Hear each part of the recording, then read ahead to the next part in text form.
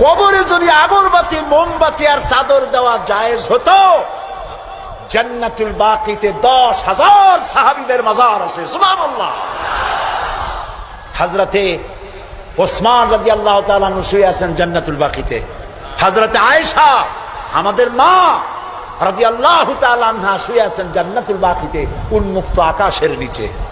আহারে, হযরতে আব্দুল্লাহ ইবনে মাসউদ রাদিয়াল্লাহু তাআলা আনহু শুয়ে আছেন জান্নাতুল বাকিতে। চাদর নাই, আগরবাতি নাই, মোমবাতি নাই, কিচ্ছু নাই।